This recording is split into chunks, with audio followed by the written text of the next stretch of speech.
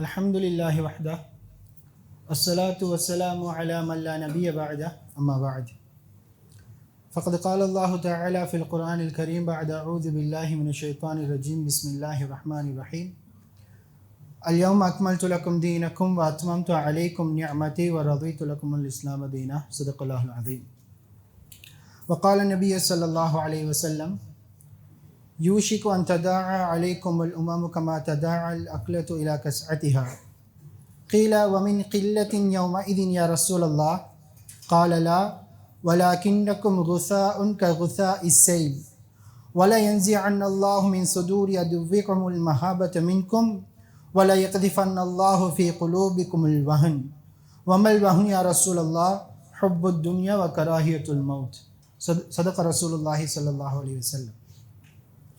நாட்களில் சிறந்த நாளாகிய இந்த ஜும்ஆவுடைய தினத்தில் இந்த ஜும்ஆவுடைய கடமையை நிறைவேற்றுவதற்காக இஅ்திகாஃபுடைய நிய்யத்தில் அமர்ந்திருக்கும் அன்பான இஸ்லாமிய நெஞ்சங்களே, அன்பான சகோதரர்களே, அல்லாஹ் எந்தெந்த விடயங்களை அவனுடைய அல் குர்ஆனின் மூலமாகவும் கண்மணி நபி ஸல்லல்லாஹு அலைஹி வஸல்லம் அவர்களுடைய வார்த்தையின் வாழ்க்கையின் மூலமாக எமக்கு செய்யுமாறு ஏவிருக்கின்றானோ அந்த விடயங்களில் எம்மால் இயன்றளவு எடுத்து நடக்கும்படியும் எந்தெந்த விடயங்களை இது வேண்டாம், இது கூடாது, ஹராம் என்பதாக தடுத்துள்ளானோ அவற்றை முற்றுமுழுதாக தவிர்த்து கொள்ளும்படி முதலில் எனக்கும் அப்பால் உங்களுக்கும் வசியத் என்னும் நல்லுபதேசம் செய்து கொள்கிறேன். அன்பான இஸ்லாமிய நெஞ்சங்கள், அன்பான சகோதரர்களே, ஹுதுபா ஆரம்பிக்கிறதுக்கு முன்னால் 2 பணிவான வேண்டுகோள். முதலாவது, வலிமையாக ஞாபகமூட்டப்படுற மாதிரி எங்களோட சஃபில் முன்னால் உள்ள சஃபில் இடம் இருக்குமாக இருந்தால் தயவு செஞ்சு அதை பொறுத்து செஞ்சுக்கோங்க. பின்னால் வரக்கூடிய எங்களோட இஸ்லாமிய சகோதரர்கள் முன்னால் இடம் இருக்கிறத கண்டு எங்களோட தோட் புஜங்களை ஷோல்டர்ஸை தாண்டி கொண்டு முன்னுக்கு வருவாங்களாக இருந்தால் நரகத்துக்குரிய பாலத்தை அவங்க போட்டு கொண்டு வாராங்க என்பதாக அர்த்தம். அல்லாஹ் பாதுகாக்க வரக்கூடியது என்னுடைய ஒரு உடன்பிறப்பாக, என்னுடைய தந்தையாக அல்லது தந்தையருடைய சகோதரன், மாமா, சாச்சாவாக இருந்தால் அவர் நரகத்துக்குரிய பாதையை அவர் போட்டு கொண்டு வாராரு. அது மட்டும் இல்லை, அந்த பாலத்தை போடுறதுக்கு இடம் கொடுத்த கூட்டத்தில் நாங்களும் சேர்ந்துடப்படாது, நேரத்தோட ஜும்மாவுக்கு வந்து உட்கார்ந்து சேத்த பூசிக்கொண்ட கூட்டத்தில் நாங்களும் ஆகிடப்படாது. அதனால் முன்னால் இடம் இருக்குமாக இருந்தால் பூர்த்தி செஞ்சுக்கோங்க. நிச்சயமாக பின்னால் வரக்கூடிய சகோதரர்கள் இருக்கக்கூடிய நேரத்தில் அழகான முறையில் இருக்கக்கூடிய அமலை செஞ்சுட்டு போவாங்க. 2வது வேண்டுகோள், கண்மணி நபி ஸல்லல்லாஹு அலைஹி வஸல்லம் அவர்களுடைய பேர் சொல்லப்பட்டால் மஜ்மா சலவாத்தால் முழங்கணும். அவங்களோட பேரை கேள்விப்படும் பொழுதே அல்லாஹும்ம ஸல்லி அலா முஹம்மதின் வ அலா அலி முஹம்மத் என்று உள்ளத்தில் இருந்து வரணும். இன்றைக்கு எத்தனையோ ப்ரொபகண்டாஸ் இருக்குது நபி அவங்கள கேவலப்படுத்துறதுக்காக. அவங்கள கேவலப்படுத்துகிறாங்க, அவங்கள கார்ட்டூன்ஸாக வரைகிறாங்க, அவங்களோட லைஃப் ஸ்டைலை கிரிட்டிசைஸ் பண்ணுறாங்க. இப்படின்னு எத்தனையோ ப்ரொபகண்டா இருக்கிற நேரம் நபி அவங்க எங்களுக்கு சொல்லி தந்த ப்ரொபகண்டா என்னண்டா, ஏண்ட மேலே சலவாத் சொல்கிற நேரம், ஏண்ட பேர் சொல்லப்படுற நேரம் யார் ஏண்ட மேலே சலவாத் சொல்கிறாரோ அவருக்கு அல்லாஹ் அவர் மீது 10 தடவை சலவாத் சொல்கிறார். அதனால் நபி ஸல்லல்லாஹு அலைஹி வஸல்லம் வார நேரம் நிச்சயமாக என்னோட உள்ளத்திலிருந்து அந்த கண்மணி நபி ஸல்லல்லாஹு அலைஹி வஸல்லம் அவங்களுக்கு சலவாத் வரணும். அதை இன்றையிலிருந்து அமுல்படுத்திக்கோங்க. அன்பான இஸ்லாமிய நெஞ்சங்களே, அன்பான சகோதரர்களே, இன்றைக்கு முழு உலகத்தில் வாழக்கூடிய மக்களும் இண்டிவிஜுவலி தனிப்பட்ட மனித வாழ்க்கையில் பார்த்து அல்ஹம்துலில்லாஹ் பலதரப்பட்ட முன்னேற்றங்கள் மனிதர்கள்ட்ட காணப்படுது. அதிகமான மக்கள் மார்க்கத்தை விளங்குறாங்க, அதிகமான மக்கள் நல்ல முறையில் படிக்கிறாங்க, அதிகமான மக்கள் நல்லா சம்பாதிக்கிறாங்க. இன்றைக்கு இஸ்லாமிய சமூகத்தில் இண்டிவிஜுவலி ஒரு இம்ப்ரூவ்மெண்ட்டை நாங்கள் பார்க்குறோம். அல்ஹம்துலில்லாஹ் எல்லா மார்க்கத்தை படிக்கிறாங்க, அமல் செய்கிறாங்க, ஜக்காத் கொடுக்குறாங்க, ஹஜ்ஜு செய்கிறாங்க. இது ஒரு அழகான விடயம்தான். ஆனால் கவலையான விஷயம் என்னண்டா, கம்யூனிட்டியாக பார்க்குற நேரம், ஒரு சமூகமாக பார்க்குற நேரம் யானைக்கால் நோய் வந்த ஒரு உடம்பை போல் இன்றைக்கு முஸ்லீம் சமூகம் மாறிடுச்சு. நீங்கள் ஒரு ஊரை எடுங்க, சொல்கிற நேரம் உங்களோட மைண்டுக்கு ஒரு ஊர், இந்த ஊராக இருக்கலாம் அல்லது உங்களோட ஹோம் டவுனாக இருக்கலாம், ஏதாச்சும் ஒரு ஊரை கண்ணுக்கு முன்னுக்கு எடுத்தால் அந்த ஊரில் இருக்கக்கூடிய எல்லா மக்களும் அவர்கள் அந்த நல திட்டங்களுக்கு ஆரோக்கியமான வாழ்க்கையை வாழ்கிறாங்களான்னு பார்த்தா நிச்சயமாக இல்லை. இண்டிவிஜுவலி விரல் விட்டு காட்டலாம். இஸ்லாமிய சமூகம் முன்னுக்காக்கி கொண்டு போகிறாங்க பாருங்கள். இவ்வாறான வியாபாரிகள், இவ்வாறான எஜுகேட்டர்ஸ், இவ்வாறு கீ பொசிஷனில் இப்படி முஸ்லீம் ஆட்கள் இருக்கிறாங்கன்றே எங்களுக்கு பாயிண்ட் அவுட் பண்ணலாம். ஆனால் சமூகமாக எடுத்தால் இன்றைக்கு முஸ்லீம் சமூகம் எப்படி காணப்படுதுண்டா, யானைக்கால் நோய் வந்த ஒரு உடம்பை போல முஸ்லீம் சமூகம் காணப்படுது. கால் பெருசாக இருக்குது, பரக்கத்தாக இருக்குது. காலை மட்டும் பார்த்தா கால் பெருசு, அன்பானவர்கள். ஆனால் உடம்போட சேர்த்து பார்த்தா உடம்போட சைஸ்க்கும் காலோட சைஸ்க்கும் சம்பந்தம் இல்லை. இது ஹெல்த்தியான உடம்பான்னு கேட்டால் நிச்சயமாக இல்லை. இது அன்ஹெல்த்தி, இது ஒரு ஆரோக்கியம் இல்லாத போக்கு. இப்போ முஸ்லீம் சமூகம் எப்படி இருக்கணும்ன்றது அன்பானவர்கள், இந்த உதாரணம் என்னுடைய சொந்த உதாரணம் அல்ல. நபி ஸல்லல்லாஹு அலைஹி வஸல்லம் சொன்னாங்க, ஒரு முஸ்லீம் இன்னொரு முஸ்லீம்க்கு ஜஸதின் வாஹித், ஒரு உடம்பை போல. அவருடைய தலையோட சைஸில், அவருடைய உடம்போட சைஸில் தான் அவருடைய கையும் இருக்கணும், அவருடைய காலும் இருக்கணும், அவருடைய காதும் இருக்கணும். கால் நல்லா வீங்கி இருக்குதுன்றதுக்காக அவருக்கு காலில் பரக்கத்துன்னு நாங்கள் ஒரு நாளும் சொல்ல மாட்டோம். அவருக்கு நோய் என்பதாக சொல்லுவோம். ஏனென்றால் அன்பானவர்களே, ஈமானுக்கு அடுத்ததாக, கலிமாவுக்கு அடுத்ததாக ஒவ்வொரு முஸ்லீமும் சமூக அமைப்பில் செய்ய வேண்டிய ஒரு கடமை இருக்குது. இன்றைக்கு மக்கள் எல்லாம் தனிப்பட்ட வாழ்க்கையை பார்த்து கொண்டு முன்னேறாங்க, அதில் பிழை இல்லை. ஆனால் கம்யூனிட்டி வைஸ் அல்லாஹ் தொழுகையை கடமையாக்கியிருக்கிறான், ஜக்காத்தை கடமையாக்கியிருக்கிறான், நோன்பை கடமையாக்கியிருக்கிறான், ஹஜ்ஜை கடமையாக்கியிருக்கிறான். ஒவ்வொரு தனி மனிதனுக்கும் அது கடமை தான், அதில் சந்தேகம் இல்லை. அது எப்படி செய்யணுன்ற விஷயத்தில் அல்லாஹ் கூட்டாக செய்யணுன்றதையும் கடமையாக்கியிருக்கிறான். ஒரு மனிதர் தொழுகிறாரு, ஆனால் அந்த ஊரில் இமாம் ஜமாத் நடக்குது இல்லைன்னு சொன்னால் அந்த ஊர் சாபத்துக்குரிய ஊராக இருக்கும்.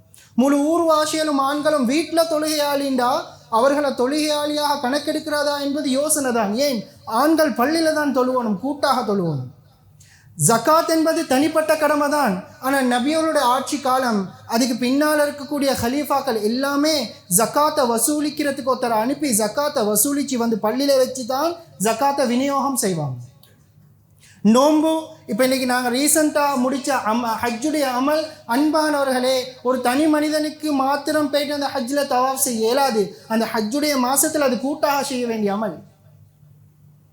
இன்றைக்கி எங்களோட சமூகம் எப்படி மாறி இருக்குதுன்னு அன்பானவர்களே, தாண்ட அது எஜுகேஷன் இம்பேக்டா அல்லது இன்றைக்கு இருக்கக்கூடிய சோஷியல் மீடியாவில் வரக்கூடிய இம்பேக்டா, ஏன்னா அதிகமான சோஷியல் மீடியாவில் இருக்கக்கூடிய ரீல்ஸ், டிக்டாக்லேயே இன்ஸ்டாகிராமில் இருக்கக்கூடிய வீடியோஸ் செல்ஃப் இம்ப்ரூவ்மெண்ட்டை சொல்லுதே தவிர கம்யூனிட்டி இம்ப்ரூவ்மெண்ட்டை பேசுதில்லை.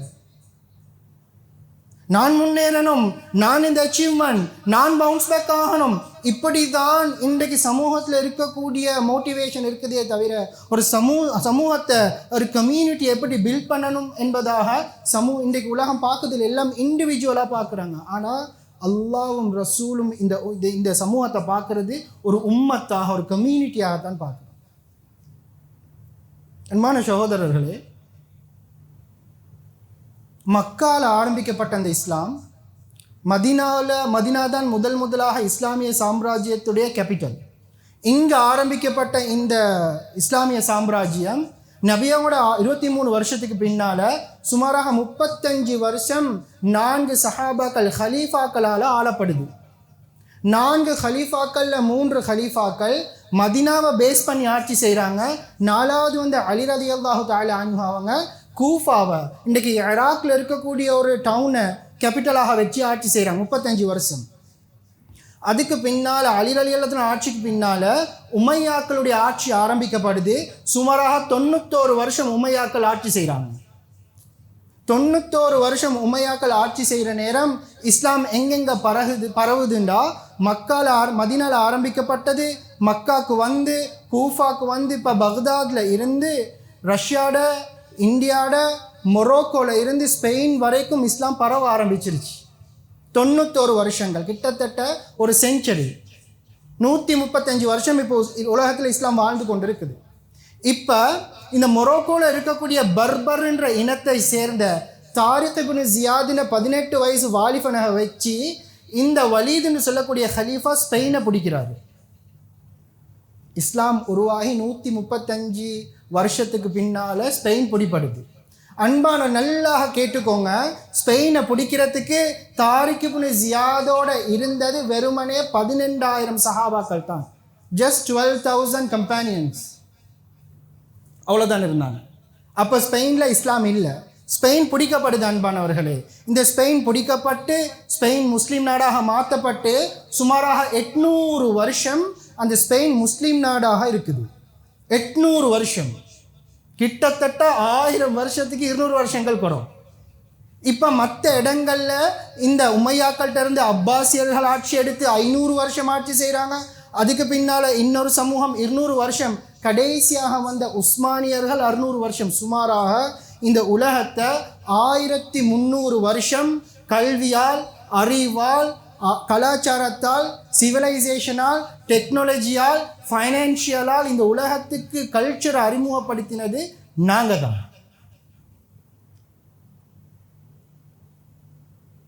நாங்கள் தான் இந்த உலகத்துக்கு அனைத்தையும் கொடுத்தது நாங்கள் தான். அன்பானவர்களே, இன்றைக்கு ஒரு அதாவது ஹார்ட்டில் ஒரு ப்ராப்ளம்னா ஒரு கார்டியாலஜிஸ்ட்டை பார்க்க போகிறோம். அவர் ஒரு சர்ஜரி பண்ணுறாரு. சர்ஜரி எங்கேருந்து ஆரம்பிக்குதுண்டா, அந்த ஹிஸ்ட்ரி எங்கேருந்து ஆரம்பிக்குதுண்டா வைத்திய துறையில் படிக்கிறவங்கள்ட்ட நீங்கள் கேட்டு பாருங்கள். ஸ்பெயினில் இருந்து தான் ஆரம்பிக்குது. முதலாக இன்றைக்கு பாவிக்கக்கூடிய இந்த சர்ஜிக்கல் டூல்ஸை கண்டுபிடிச்சது ஒரு முஸ்லீம் விஞ்ஞானி. 1400 வருஷமாக இந்த உலகத்துக்கு எல்லாத்தையும் கொடுத்ததுக்கு பின்னால் நபி அவங்க ஒரு தடவை ஹதீஸில் சொல்கிறாங்க, யூஷிக்கு அன் ததா அலைக்கும் உமமு கமா ததா அல் அக்லது இலா கஸ்ஆதியா. பின்னால் ஒரு காலம் வரும். அந்த காலம் எப்படிப்பட்ட காலம்னு சொன்னால், அந்நிய மக்கள் முஸ்லீம்களை பார்த்து வாங்க சண்டைக்கு வாங்களேன்னு கூப்பிடுவாங்களாம். நபி அவங்க சொன்னாங்க, எப்படி சஹானில் உட்காந்து திண்டு கண்டு வைக்கிற நேரம், சாப்பிட்டு கொண்டு இருக்கிற நேரம் ஒருத்தர் அந்த வழியால் வந்தால் வாங்களே சாப்பிடுவோம்னு கூப்பிடுற மாதிரி முழு சமூகமும் இந்த முஸ்லீம் சமூகத்தை பார்த்து வாங்களே சாப்பிடுவோம், வாங்களே சண்டைக்குன்னு எங்களை கூப்பிடுவாங்க. அப்போ சஹாபாக்கள் ஆச்சரியத்தில் கேட்டாங்க, ஒமின் கில்லத்தின் யௌம இதின் யா ரசூலல்லாஹ், நாங்கள் அந்த நேரம் மைனாரிட்டியா, நாங்கள் அந்த நேரம் குறைவாக இப்போமா, எங்களோட குவான்டிட்டி முஸ்லீம் சமூகத்தில் எண்ணிக்கை குறைவா, ஏன்னா அவங்க தோக்குறத பார்த்தில்ல. அன்பானவர்களே, உஹதுடைய களம் 300 சஹாபாக்கள், 1000 காஃபிர்கள். பத்ருடைய களம் வெற்றி தான். உஹதுடைய களம் சின்ன ஒரு தடங்கள் இருந்தாலும் சாதாரண முறையில் ஒரு வெற்றி தான். ஹந்தக் அது வெற்றி தான். யர்முக் அது வெற்றி தான். வெறுமனே ஹாலித் இப்னு வலீத் ரலியல்லாஹு தஆலா அன்ஹு 3000 அல்லது 5000 சஹாபாக்களை வச்சு 1,00,000 ரோம் வீரர்களை வெற்றி கொண்டாங்க. அதனால் இவங்களுக்கு அடுத்த உம்மத் எங்களை முஸ்லீம்களை பார்த்து வாங்க சண்டைக்கு கூப்பிடுறத நபி அவங்க சொன்னோன்னே எங்களுக்கு ஆச்சரியம். ஏன்னா எங்களோட சஹாபாக்கள், எங்களோட முன்னோர்கள் தோக்குறத கண்டதில்லை. ஹந்தக்குடைய யுத்த நேரம் கல்லை கட்டி கொண்டு தான் அந்த ஹந்தக்கை தோன்றாங்க, ஆனாலும் வெற்றி. பத்ருடைய கட்டத்தில் 100 ஒட்டகங்கள், 2 குதிரைகள், ஆயுதங்களும் இல்லை, ஆனாலும் வெற்றி. அதனால இவங்களுக்கு தோக்குறத இமேஜின் பண்ண இயலாது. அதனால தான் கேட்டாங்க, யாரோ சொல்லலாம் அன்றைக்கு நாங்கள் குவான்டிட்டி வைஸ் குறைவா அப்படி அவங்க சொன்னாங்க.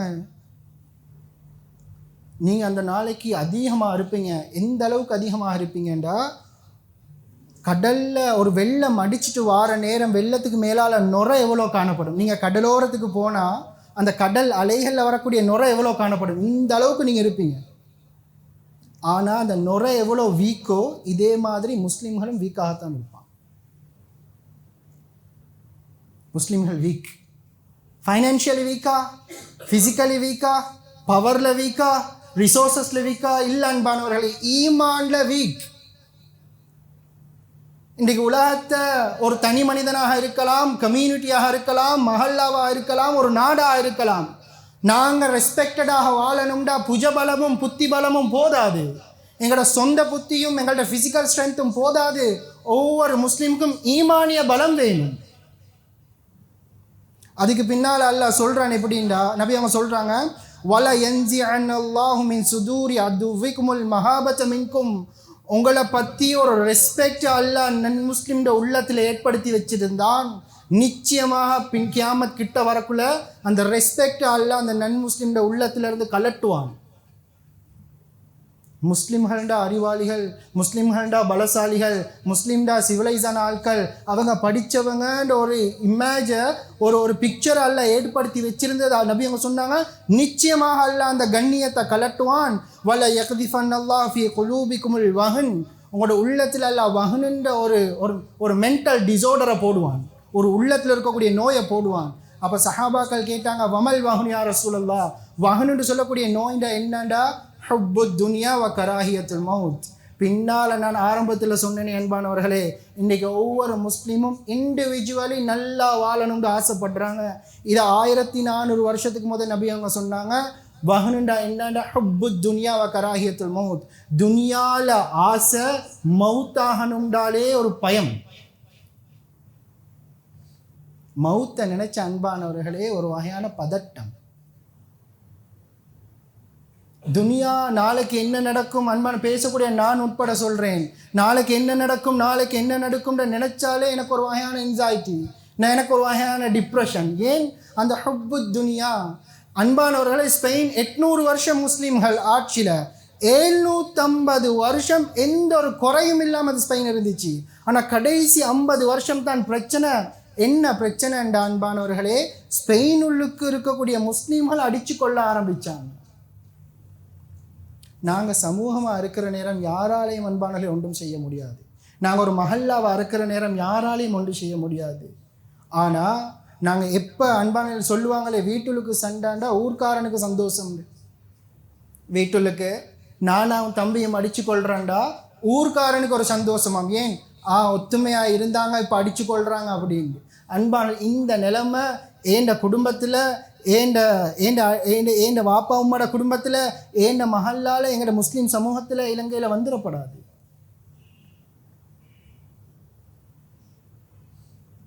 அன்பான சகோதரர்களே, நாங்கள் இன்றைக்கி தனிப்பட்ட வாழ்க்கை அல்ஹம்துலில்லாஹ் ஒரு கம்யூனிட்டியாக இருக்கிற நேரம் போட்டி, பொறாமை, குரோதம் வளர்த்து கொண்டே இருக்கும். நபி அவங்க ஒரு ஹதீஸில் சொன்னாங்க, உங்களுக்கு முன்னால் உள்ள சமூகத்துக்கு எந்த நோய் வந்துச்சோ அந்த நோய் உங்களுக்கு வாரதை நான் பயப்படுறேன். அப்போ சஹாபா கேட்டாங்க, யா ரசூலல்லாஹ் அது என்ன நோய்? அவங்க சொன்னாங்க, பொறாமையும் குரோதமும். அன்பானே, வானத்தில் நடந்த முதலாவது பாவம் பொறாமை, பூமியில் நடந்த முதலாவது பாவமும் பொறாமை தான். ஷைத்தானை உயர்த்தப்பட்ட நேரம் ஷைத்தானுக்கு ஈக்குவலாக வானத்தில் யாரும் இல்லை. அவன் ரெஸ்பெக்டடான ஒரு ஆளாக இருந்தான். மலக்குமாருக்கு டீச் பண்ணுறதும் அவங்களுக்கு படித்து கொடுக்கறதும். ஒரு கட்டத்தில் ஷைத்தாண்ட மனசில் ஒரு சின்ன ஒரு சின்ன ஒரு புல்லொண்டு முளைக்க ஆரம்பிக்குது. ஒருவேளை நான் அல்லாவை விட அறிவாளி ஆகிட்டேனோ, இந்த புல் முளைக்கக்குள்ள அல்லாஹ் பார்க்குறான், இவனுக்கு ஒரு படிப்பினை செய்யணும்னு சொல்லி தான் ஹசரத் ஆதம் அலைஹிஸ்ஸலாம் அவங்கள படைச்சி சொன்னான் சுஜூத் செய் என்பதாக. அப்போ அவன் அந்த இவனுக்கு ஈக்குவலாக அல்லாஹ் இந்த ஒரு மண்ணால் படைச்ச இந்த படைப்புக்கு இறக்கத்தை கொடுக்குறான்ற அந்த ஈகோ தான் அவனை ட்ரிகர் பண்ணிச்சு. நீ ஹலக்தஹும் மின் தீன் ஹலக்தனி மின்னார், நீ என்ன படைச்சது நெருப்பால், அவனை படைச்சது மண்ணால், எனக்கு சுஜூத் செய்ய இயலாது. பூமிக்கு துரத்தப்பட்டான். அன்பான, பூமியில் நடந்த முதலாவது விஷயமும், ஆதம் அலைஹிஸ்ஸலாம் அவங்களுக்கு 2 பிள்ளைகள், ஒரு பொம்பளை பிள்ளை. இந்த பொம்பளை பிள்ளைய 2 பேரில் ஒரு ஆள் தான் முடிக்கணும். அப்போ காபீல் ஆசைப்பட்டார், ஆனால் அந்த பெண் பிள்ளை ஹாபீல விரும்புது.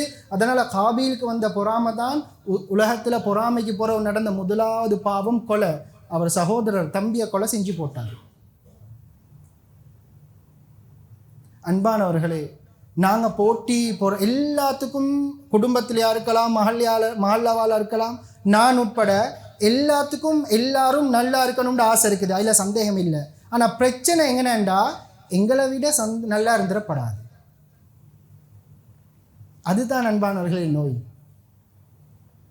எல்லாத்துக்கும் எல்லாம், பக்கத்து வீட்டால் நல்லா இருக்கணுமா, நிச்சயமாக நல்லா இருக்கணும். தம்பி நல்லா இருக்கணுமா, நிச்சயமாக நல்லா இருக்கணும். தங்கச்சி நல்லா இருக்கணுமா, நிச்சயமாக. இந்த ஊரில் எல்லாம் நல்லா இருக்கணும். ஆனால் எங்களை விட நல்லா வாக போக்குள்ள எங்களோட உள்ளத்தில் அதை ஏற்றுக்கொள்ள முடியாது. நபி அவங்க சொன்னாங்க, எந்த ஒரு மனிதன் தான் விரும்புகிறத தனது சகோதரனுக்கு விரும்பலையோ அவன் உண்மையான முஃமினாக முடியாது.